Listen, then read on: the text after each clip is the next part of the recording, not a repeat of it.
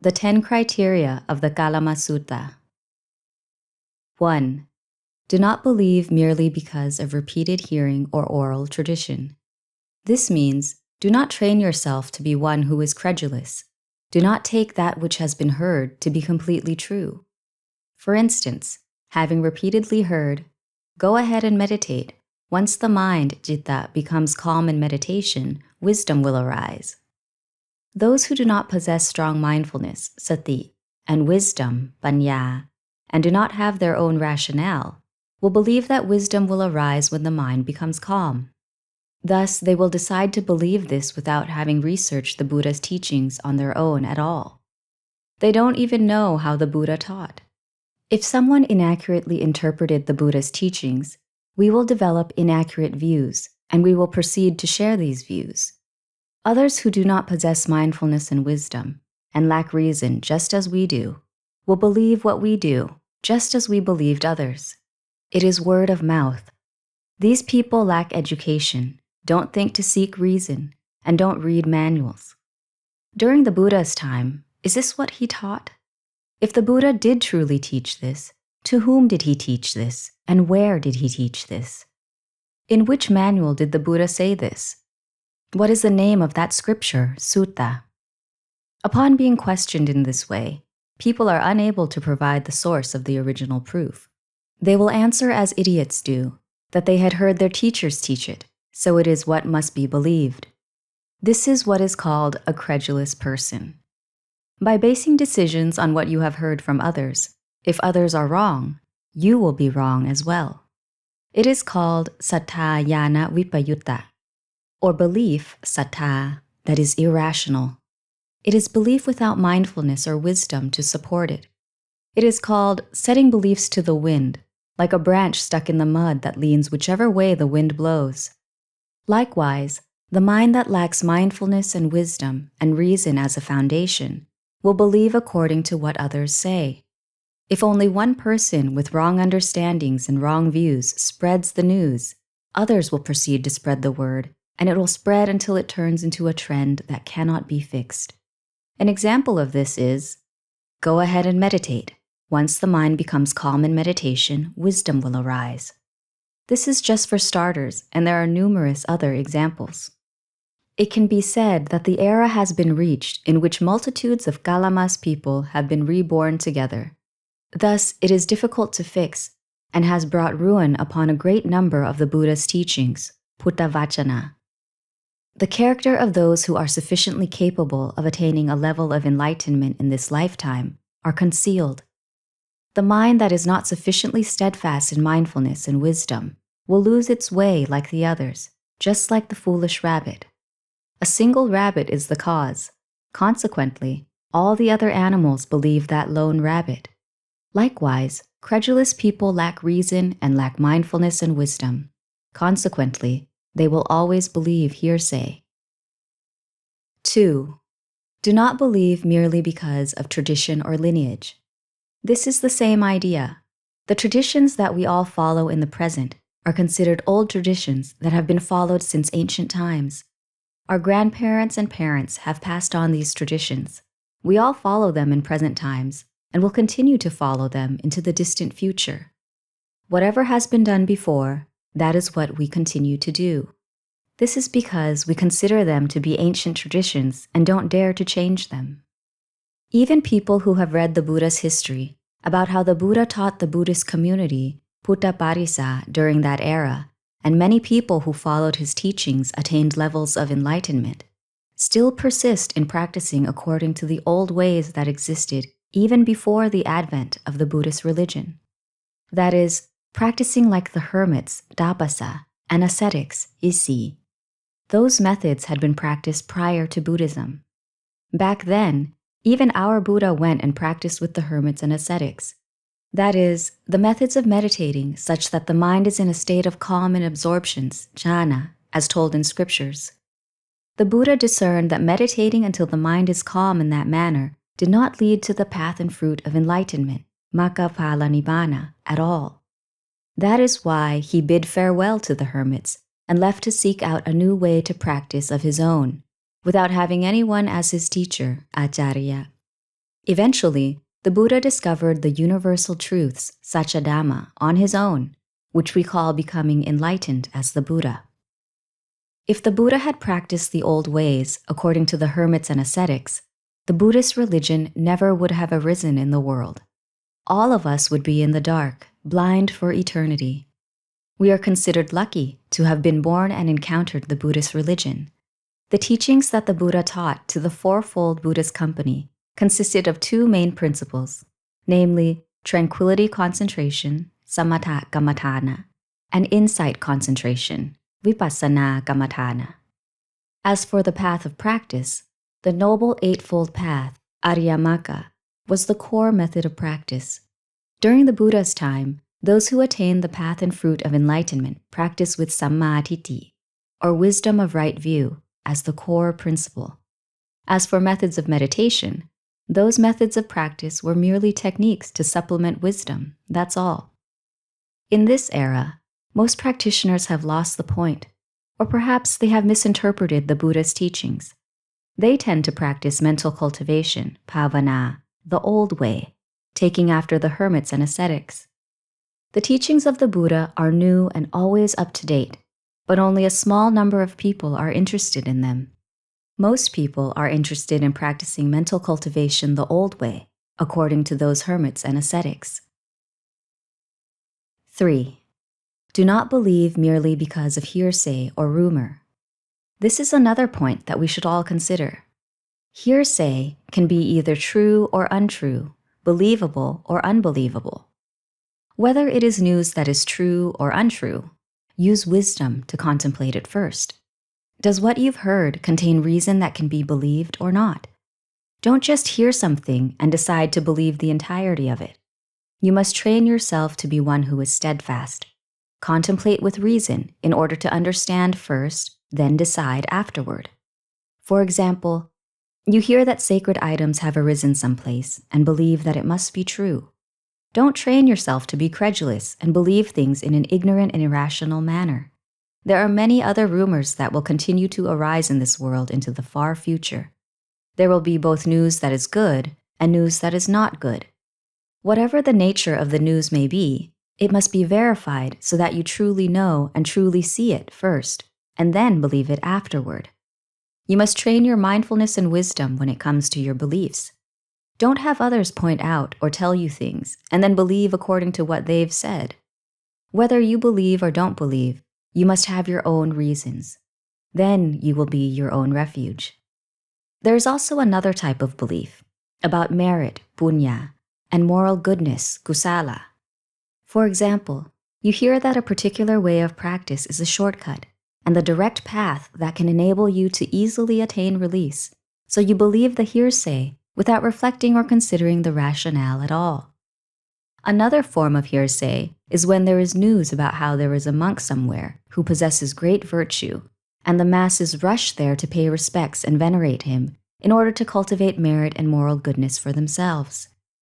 Sometimes it is an arahant monk, sometimes an arahant novice monk, samanera.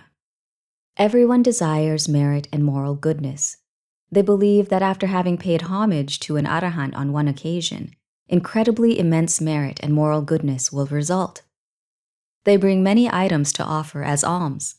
This kind of hearsay doesn't cause any damage. If you have respect for a particular teacher, Acariya, that will be your own merit and moral goodness. Mostly, the arahant monks are student-elevated arahants. They are declared and advertised with the intent of garnering benefit for their own teacher and their own community of followers. Any teacher who has the respect of their followers will easily become an arahant in this day and age. In other words, they are arahant monks conceived by their students. Some of these monks are the real deal, while some are not. If a teacher does not have your respect or faith, even if that teacher is a true arahant, you will not believe it. What's worse, you will exhibit disparaging and offensive behavior and criticize and slander them. Thus, whatever rumors you hear, don't decide to believe that it must be true as said quite yet. Whenever the unexpected occurs, there will be regret afterward. Be sensible and discern your own reasons. 4. Do not believe merely because of what is in texts or scriptures. This is yet another one. There is confidence that whatever is stated in manuals or scriptures is entirely true. Whatever the manuals and scriptures say, that is what people believe. Texts in this day and age are mostly written from the author's own perspective. After you read the text, you must consider the rationale once more to determine whether or not that scripture is the Buddha's teaching, and if practiced, what kind of results it will yield. Discretion must be used in carefully scrutinizing with reason which topics in the text can sufficiently be believed or cannot sufficiently be believed. You must study, analyze, reflect, and deliberate until you know and see the causes and effects. This is because in this age, there are a great number of people who have authored manuals and scriptures. There are both ancient texts and contemporary texts, and there are texts written by monks as well as written by lay people all over the place. Each book claims to be the Buddha's teachings. There are books written by noble ones, Arya Bukkala, and books written by commoners, Putuchana. Some phrases and meanings are similar, while other phrases and meanings are not. Actually, you all should study the Buddha's history and understand what the Buddha had already practiced and proclaimed not to be the path of practice that will purify the mind and bring about release to enlightenment, vimutti nibbana. Then, you will know how to practice in line with the path and fruit of enlightenment.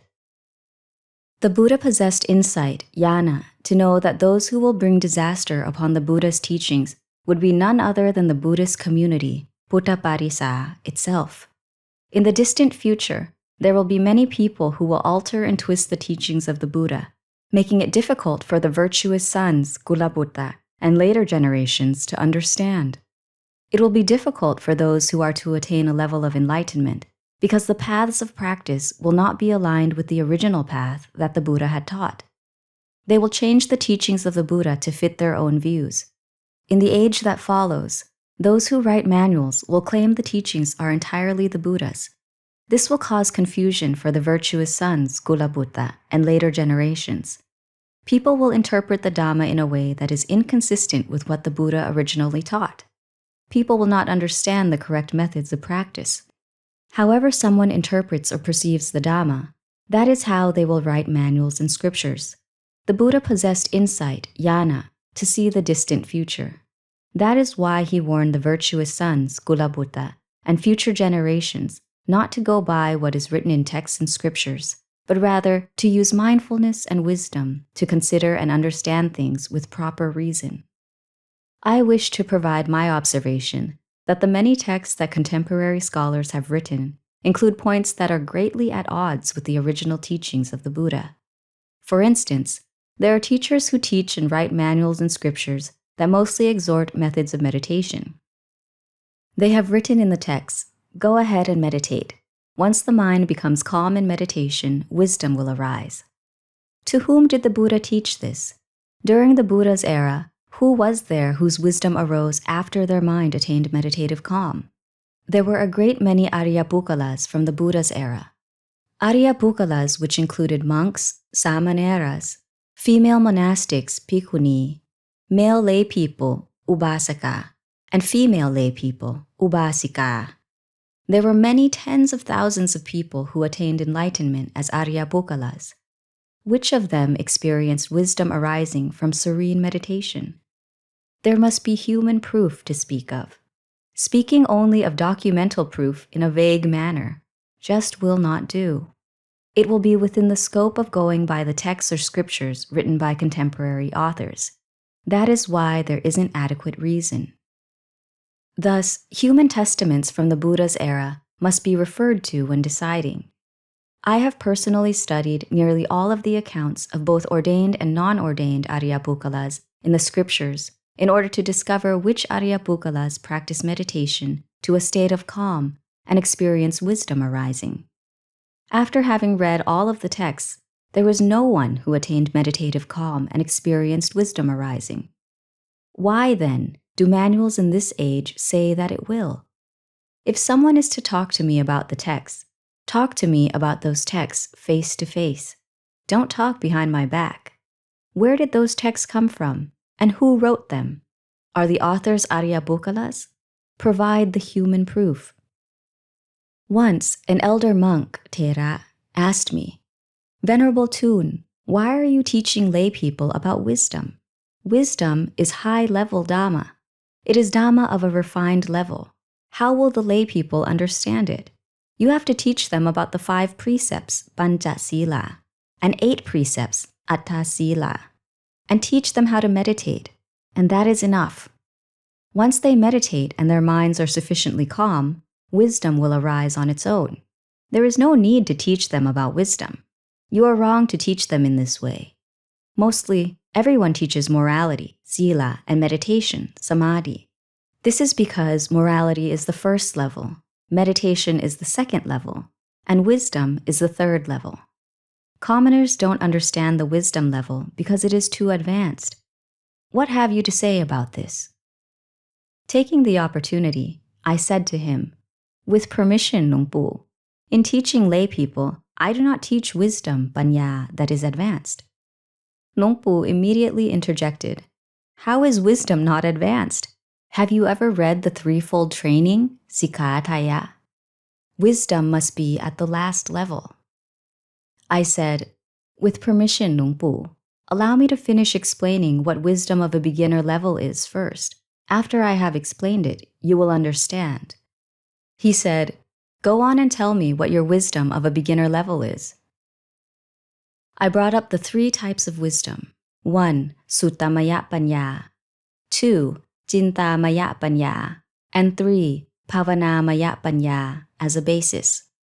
With permission, Luang Por, when I teach lay people about wisdom, I use wisdom of an elementary level to teach them so that they use their own thoughts effectively and so that they develop an understanding of cause and effect. This is because Suttamaya Panya is wisdom from studying the various groupings of theoretical doctrine, pariyatti. Theoretical doctrine is an umbrella term for all of the Buddha's teachings, whether they relate to morality, sila, concentration, samadhi, or any other Dhamma grouping. All of them combined are called theoretical doctrine. Thus, I teach them to understand the methods of upholding morality, sila, such as the steps to upholding the 5 precepts so that their morality is pure. I train them to understand each precept and the different methods of upholding each of those precepts. Thus, I teach them to use Suttamaya Panya to study how to uphold morality first. Then, after they understand morality and how to uphold the precepts, upholding the precepts will be easier. The precepts will not be broken or tarnished because they are already upholding the precepts with wisdom. That is why it is called wisdom of the morality, sila grouping, that is comprehensive. The 8 precepts are the same way. This is because the 8 precepts are also theoretical doctrine. So wisdom of an elementary level must similarly be used to study and understand the methods of upholding the 8 precepts. Practicing concentration, samadhi, also requires using wisdom of this level to study the methods of concentration and the steps involved in concentration in order for it to be right concentration, samma samadhi. This is because concentration comes in many forms. For example, momentary concentration, khanika samadhi, access concentration, upachara samadhi, fixed concentration, appana samadhi, right concentration, samma samadhi, wrong concentration, miccha samadhi, steadfastly focused concentration, or serene meditation. How do each of them differ? If wrong concentration arises, how do you fix it? This must be studied so that you understand those groupings of concentration. This is how to have wisdom of concentration that is comprehensive. This refers to Suttamaya Panya, which is wisdom from studying the morality, sila grouping, wisdom from studying the concentration, samadhi grouping, and wisdom from studying various other Dhamma groupings in the manuals. I don't use high-level refined wisdom to teach the lay people at all. The grouping of the 3 types of wisdom exists.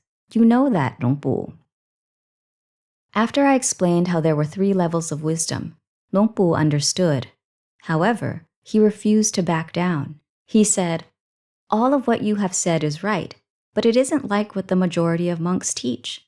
You must teach in the same way as the majority of monks so that there is unity. This is a Kālāma Sutta monk, one who goes by texts and scriptures. 5. Do not believe merely because of takka, or logical reasoning, thinking and calculating in a random manner and following self-serving rationale. This at-random method comes with a high risk of making mistakes. It is like traveling. Traveling without a compass entails a high chance of becoming lost. When it comes to worldly tasks, if a country is mismanaged, that country may be adversely affected. If in a business the costs and profits are miscalculated, that business may incur losses. If randomly correct, then there may be profits. Likewise, practicing Dhamma at random may lead to problems because practicing Dhamma is a matter that directly involves the mind. Physical practice and verbal practice are both done in order to lead to the mind. Thus, all Dhamma topics converge in the mind. That is why it is said that the mind is king. It is the chief of all Dhamma topics. When practicing Dhamma, the Dhamma topic must be studied and understood. Which Dhamma topics should be cast off and which Dhamma topics should be practiced continuously must be discerned rationally. Don't practice mental cultivation randomly. If practicing at random turns out wrong, it will immediately become wrong practice, Neecha patipati. For instance, when Dhamma that should have been cast off is fervently practiced, while Dhamma groupings that should be fervently practiced are cast off. Thus, practicing at random comes with a great likelihood of practicing wrongly. This is because when it comes to the path that leads directly to the path and fruit of enlightenment, people have not experienced the path and fruit of enlightenment. Though the Buddha has laid forth the path that directly leads to the path and fruit of enlightenment, if those of us who are in the process of walking along the path misinterpret the path, for instance, what kind of practice is right view, samadhi, and correct and righteous, what kind of practice is wrong view, micca-titi, or wrong practice of the path and fruit of enlightenment, and randomly land on wrong practice, micca patipati, the chances of experiencing the path and fruit of enlightenment in this lifetime are over. It is like contracting the construction of a building. If the costs of materials are miscalculated, the foundation that will bear the weight is miscalculated, or the price is miscalculated, that building will encounter problems and the contractor will suffer losses. Likewise, when it comes to practicing Dhamma, if the methods of practice are selected at random, the Dhamma grouping to be practiced will not be compatible with your temperament, carita, and character at all. The Buddha taught investigation of the truth, Dhamma vicaya. Selecting which Dhamma method to practice is of the utmost importance. Thus, train your mind to have sharp mindfulness and wisdom. Those with sharp mindfulness and wisdom will find a way to seek out a Dhamma method to practice that is aligned with their temperament and character. They will not practice at random as before. Practicing mental cultivation will not be a wasted effort, and practicing Dhamma will result in the attainment of the path and fruit of enlightenment in not too long a time. 6. Do not believe merely because of inferential reasoning. This is another criterion. Practitioners should properly judge how much inferential reasoning can be believed. It is merely a theoretical inference that something must be a certain way or something is bound to be a certain way. You cannot set your mind on the belief that something is true because that which is inferred is still subject to impermanence, anicca. You cannot assume that something will transpire as you have imagined. It is like assuming that something will remain with you forever. That is uncertain. Or assuming that selling this item will result in a certain profit. Ultimately, there may be a loss. Or assuming that after getting married, you will live together in eternal happiness. That is uncertain. You may get divorced or experience mental suffering.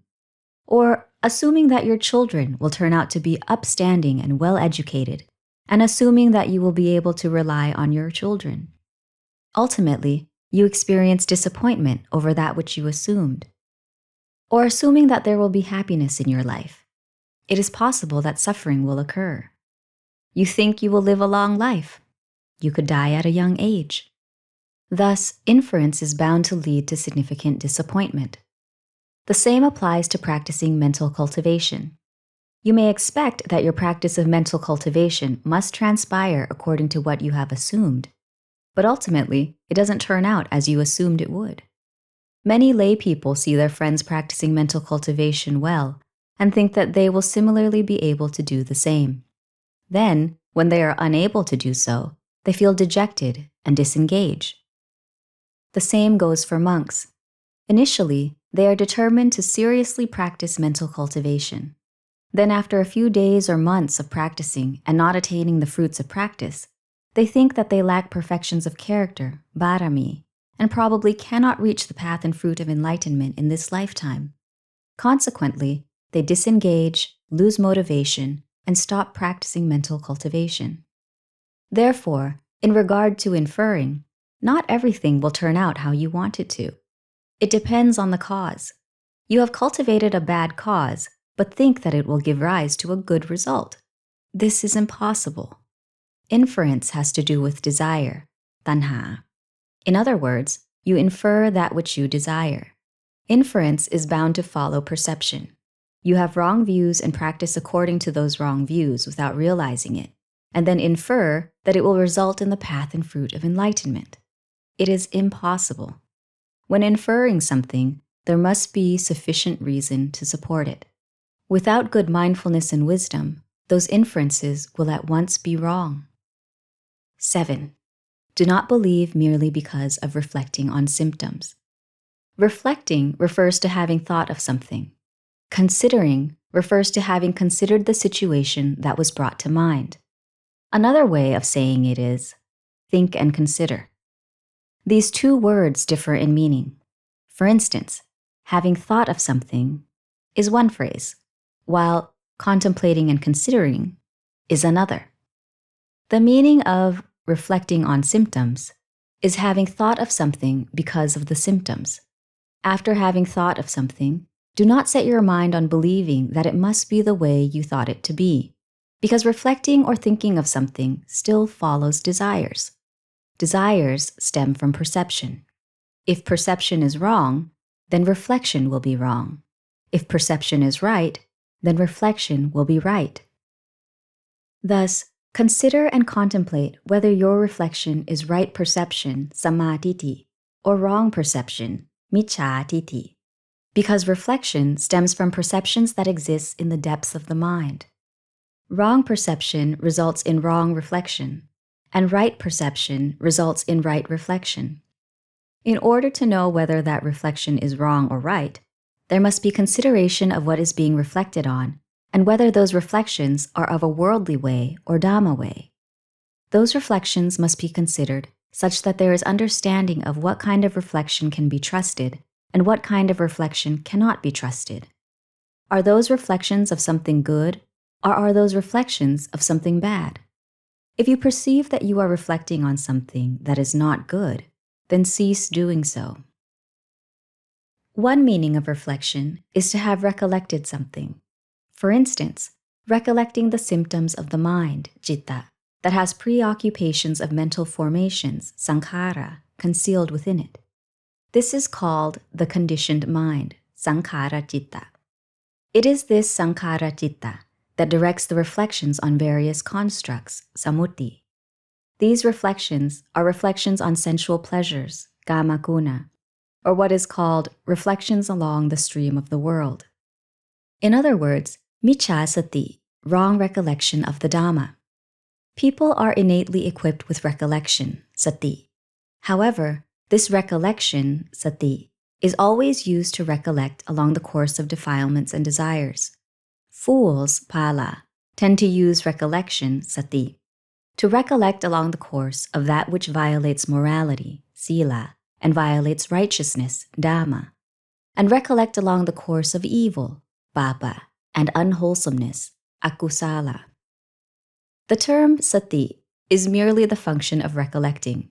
As for recollecting wrongly or recollecting rightly, wisdom must be employed to understand the causes and effects of that recollecting. What kind of recollection is wrong recollection, miccha sati, and what kind of recollection is right recollection, samma sati? There must be comprehensive wisdom, paññā, of that which is being recollected at all times. Thus, the Buddha warned not to believe merely because of the reflection of symptoms, because those symptoms refer to the symptoms of the mind, citta, or what is called vedana, saññā, sankhara, and vijñāna. These four mental components, nama citta, generally harbor defilements, kilesa, desires, tanha, and mental intoxications, asava. Consequently, each reflection turns out to be a reflection that is wrong, miccha, in nature. There is one type of reflection that tends to arise in those who practice meditation, samadhi. After the mind is calm often, or calm for long periods, they may reflect that these characteristics indicate attainment of a particular absorption, jhana. They may reflect that this is patama jhana, this is tutiya jhana, or this is tatiya jhana. They might reflect even further that this is rupa jhana, this is arupa jhana. This is what is called reflecting on the symptoms of meditative calm. This will unwittingly give rise to miccha samadhi. If you practice meditation often, you will become used to it and turn into someone who cannot exercise wisdom thoughts.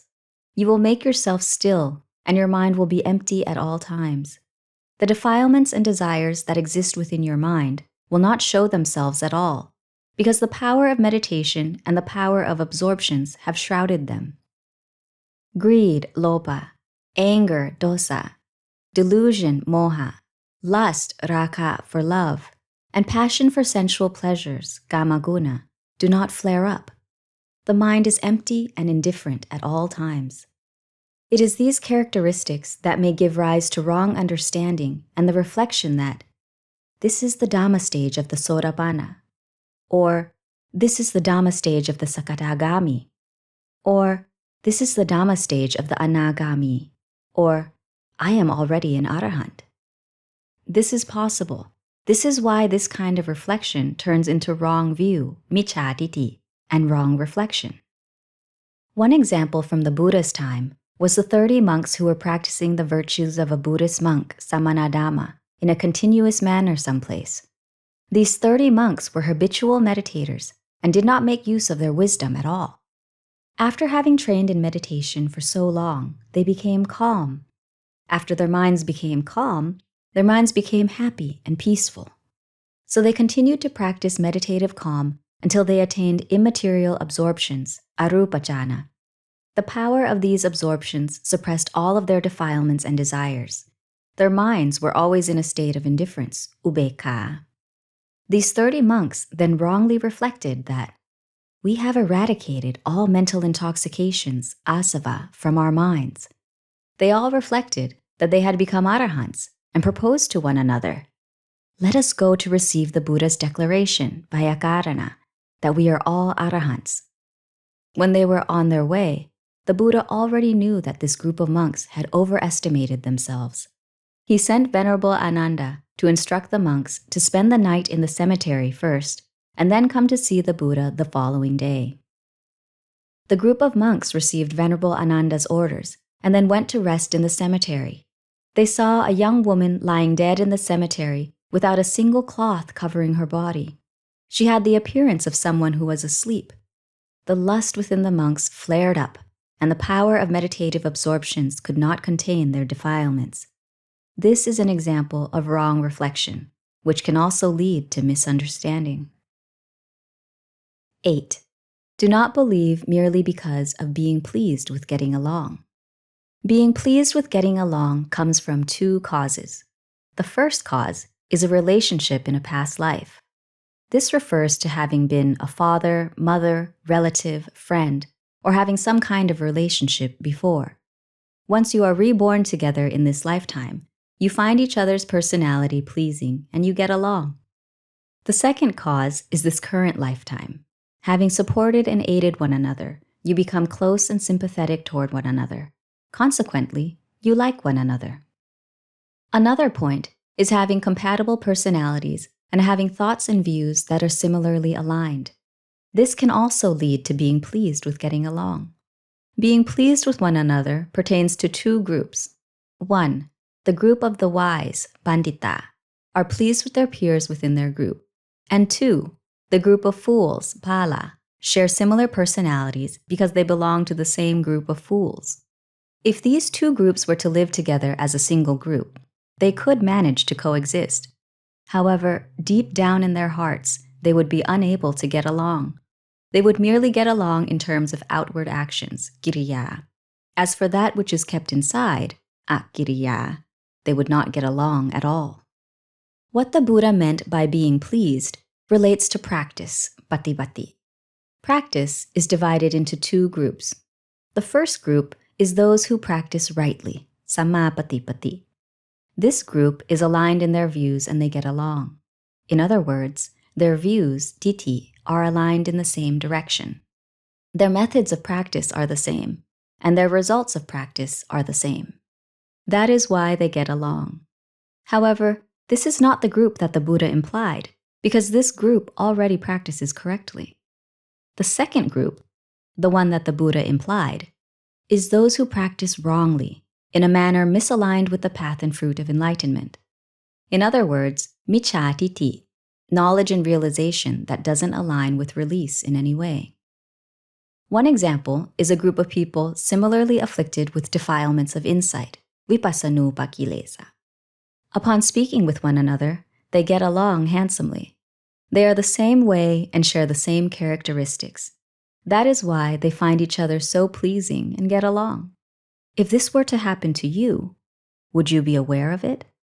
No, you wouldn't have any idea that you were practicing wrongly. If someone were to tell you, this is wrong practice, it would be considered offensive and cause the dissolution of your relationship. Another example is when people's political ideologies are compatible and they get on well. If someone is truly practicing to reach the path and fruit of enlightenment, they should not believe things so easily. Do not go by being pleased or not being pleased. Use mindfulness, wisdom, and reason in making the decision. Another point is that you should study the Buddha's history well and study the histories of the noble ones, Aryapukala, from the Buddha's time, so that you understand what the Buddha taught back then. Before the many disciples, Savaka, attained enlightenment as Aryapukalas, how did they practice? You should study the histories of the Aryapukalas. There are many stories about the Aryapukalas in the discourses, Sutta. There are stories about both monastics and lay people, and they contain sufficient rationale to be reasonably trusted. In this era, do not decide to believe something too quickly. It will not do to believe someone simply because you like them. You must use righteousness as your cornerstone. If you find someone pleasing, you shouldn't just believe everything. If that happens, being right or being wrong will be a great gamble. For example, suppose that you have studied something. When someone speaks the Dhamma in a way that corresponds to what you have studied, you find it pleasing. Or you have experienced meditative calm, and when someone teaches Dhamma that corresponds with what you have experienced, you find it pleasing. Or you have read in the text that once meditative calm is reached, wisdom will arise. If a monk speaks in a way that corresponds to what you have read, you find it pleasing and wholeheartedly decide to believe that it is already correct. Therefore, in listening to the Dhamma, do not merely go by being pleased. You must listen for the content and listen for the meaning that is rational and righteous. If the Dhamma corresponds to the three common characteristics, Tailakkhana, of impermanence, Anicca, suffering, Dukkha, and not self, Anatta, or if the Dhamma corresponds to the noble path, Ariyamaka, in which right view, Sammaditthi, is the path of practice that leads to the cessation of suffering, then it is Dhamma that can be reasonably believed. If the Dhamma doesn't correspond to this, then you should not wholeheartedly believe it, even if you are pleased with the teacher. Practitioners in this era should train their mindfulness and wisdom well, and train themselves to have reason handy, because in this era, there are many people who have written the Dhamma and claim those teachings are the Buddha's teachings. Readers who lack education and find their teachers pleasing will believe the entirety of whatever information is given to them without discerning the reasons why it is wrong or right at all. They do not know what teachings are genuinely the Buddha's teachings. They study the ways of the hermits, Dapasa, and ascetics, Isi, and mix too much of it into the Buddha's teachings. When they read the Dhamma text, they read the Buddha's teachings and repeat some of the Buddha's teachings, but when they practice mental cultivation, they practice the ways of the hermits and ascetics. This is not understanding. 9. Do not believe merely because the speaker seems credible. This criterion is something that you should contemplate. It serves as a constant reminder that although the speaker seems credible, you should not immediately believe what the speaker says. Consider what the speaker has said so that you know and see the reason in it first. Does what was said contain enough reason to be believed? Use wisdom to study, analyze, and interpret the meaning of what was said. If there is enough reason to believe it, then decide to believe it afterward. If you believe too quickly, credulity will follow. Everything must be contemplated with wisdom to the point of comprehensive clarity. Deconstruct what the speaker has said so that you understand it. Do not believe simply because the speaker seems credible. There was an example of this during the Buddha's time. Back then, a group of monks ventured out to practice mental cultivation away from home. They went to the Buddha in order to obtain a Dhamma metaphor to practice. After having listened to the Dhamma from the Buddha, they left to practice mental cultivation at various locations.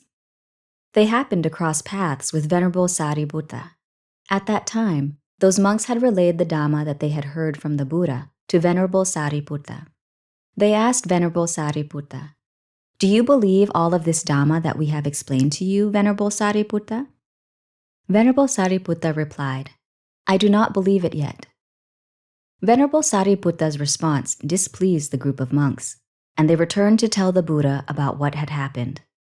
"We related to Venerable Sariputta the Dhamma that we heard from you, Lord Buddha, but Venerable Sariputta said that he did not believe it." The Buddha ordered Venerable Sariputta to come see him. The Buddha asked Venerable Sariputta, "This group of monks relayed to you the Dhamma that I had explained to them, and you said that you did not believe it.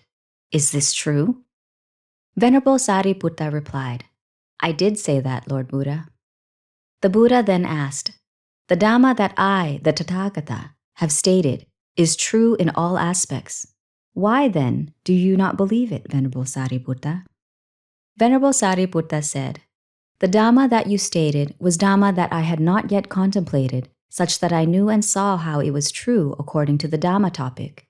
That is why I did not believe that Dhamma yet, Lord Buddha." The Buddha said, "Venerable Sariputta is truly the Tathagata's son. He is one who possesses wisdom. He is one who is smart. He does not readily believe things. You all should follow his example. Do not readily believe things without having contemplated them first." 10. Do not believe merely because that monk has been my teacher, Acariya. This 10th criterion is extremely important. It appears to be an accurate representation of how people in this era believe.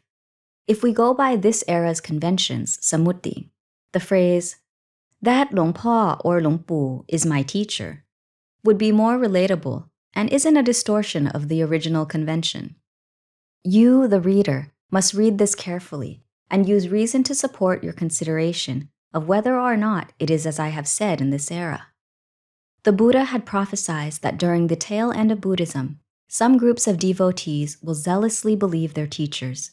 For what reason they believe is for you to seek out on your own. I will only provide some thinking points. Believing in teachers is a double-edged sword, as it can be beneficial and it can be detrimental. If you have a good teacher who has methods of teaching Dhamma that once practiced can help you fix your own problems, or teaches high-level Dhamma that leads to the path and fruit of enlightenment, then consider yourself fortunate. It is Acariya Vicaya, being one with sharp wisdom who is capable of selecting a teacher who can lead the way. Most people have faith in their teachers, but do not have wisdom to support that faith. Believing in this manner may lead to problems.